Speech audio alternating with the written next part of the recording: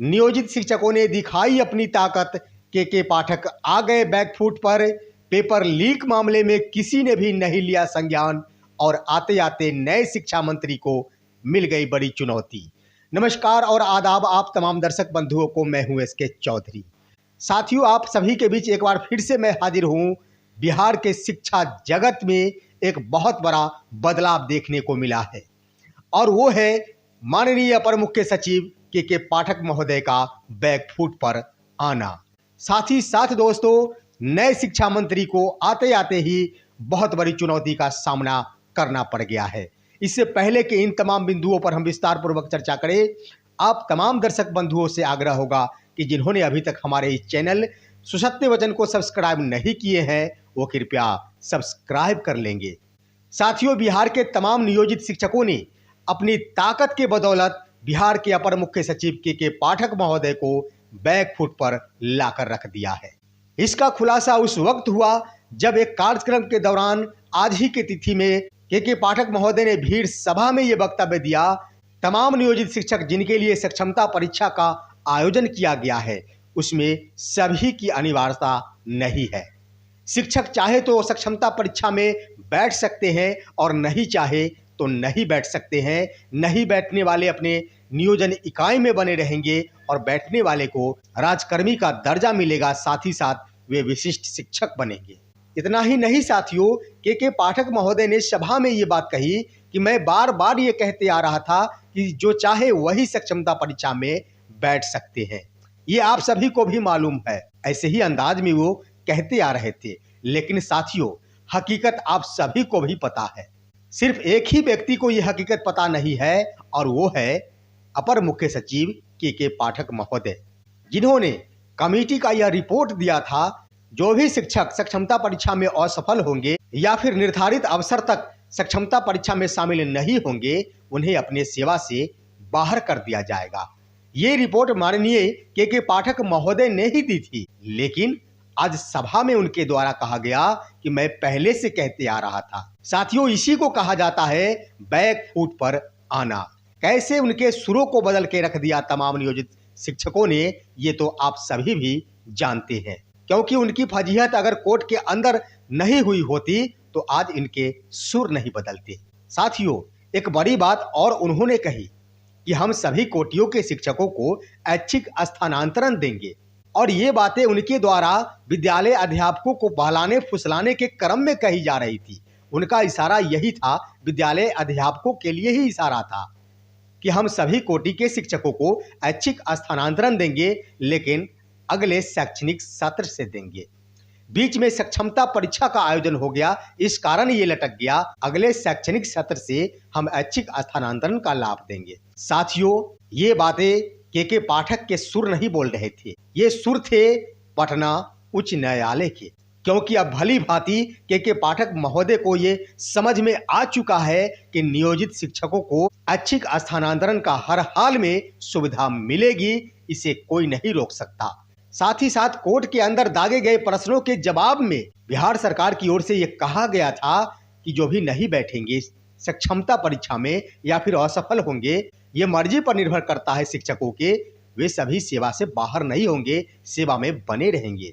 तो ये भी स्वाभाविक है कि पाठक महोदय को ये बातें समझ में आ गई है कि शिक्षक कतई सेवा से बाहर नहीं हो सकते। इसके साथ साथ ऐच्छिक स्थानांतरण का लाभ भी तमाम शिक्षकों को अवश्य मिलेंगे, इसे कोई नहीं रोक सकता। इसी कारण अब उनके सुर बदल गए हैं और ये देन है तमाम नियोजित शिक्षकों के संघर्ष की और तमाम नियोजित शिक्षकों की एकता की।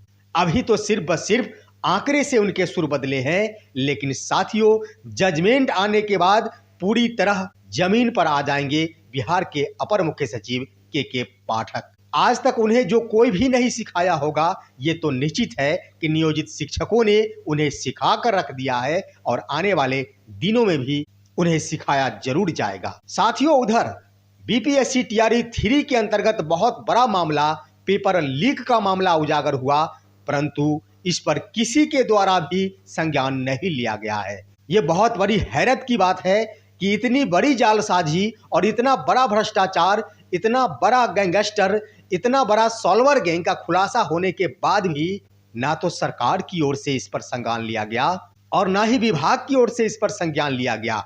आखिर इसका मकसद क्या हो सकता है?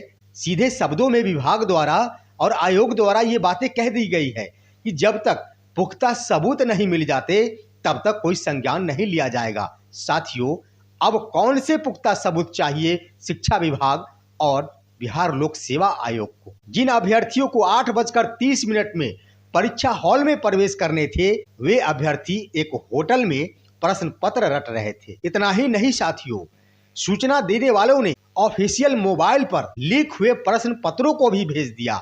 उसके बाद भी उन्हें सबूत नजर नहीं आ रहा है। इतना ही नहीं साथियों, आज तक कौन से ऐसे प्रतियोगी परीक्षाओं का आयोजन किया गया है जिसमें एक ही बस में 300 के 300 सिर्फ ब सिर्फ प्रतिभागी सफर करते हुए एग्जाम सेंटर पर जा रहे हो?